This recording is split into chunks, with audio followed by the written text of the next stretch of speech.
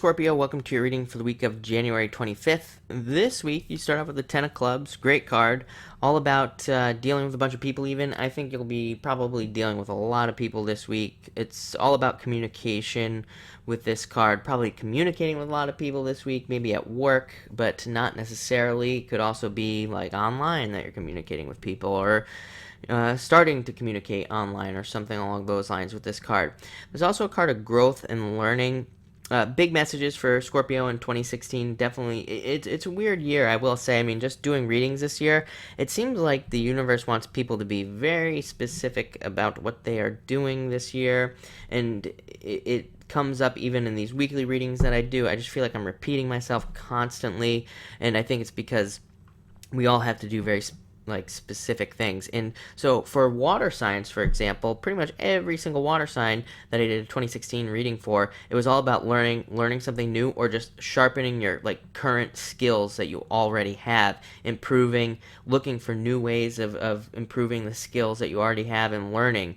And that's definitely the Ten of Clubs. Ten of Clubs can bring us huge amounts of abundance and wealth if we learn new techniques and skills.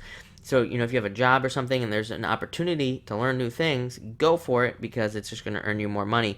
This is even good for any other area of your life. Like, say you're struggling in relationships. This would reward learning how to be better at relationships and anything like that. Anything you want to improve, you can do with this Ten of Clubs. And next you have the Eight of Clubs, which is pretty much almost exactly the same. Anything you want to improve, learn, and try to learn. It can even represent teaching. So a lot of you could be teaching people new things. A lot of you could become trainers at work and things like that this week. Or maybe you're hearing the very beginnings of that. But it's also a very intuitive card. It represents trusting your intuition on a very deep level. I'd say it's going to be a very intuitive week. It'll probably is what I was trying to say, be another week. I think maybe last week or the week before, this happened to you as well. But I think I said it's going to be a week where you're very much in your head and doing a lot of thinking by yourself.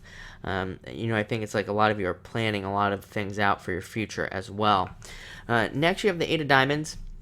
All about working hard. This has been a long-running theme for you, Scorpio, that, you definitely have a work focus, or you're definitely focusing on your work life, business life, trying to make it better. If you're not working, a lot of you could just be working on yourselves, or just working on anything. When I say work, I don't necessarily just mean work, like a job. I sometimes also, that can mean working on yourself, working on your relationship. A lot of you could be working hard on something with all these eights constantly.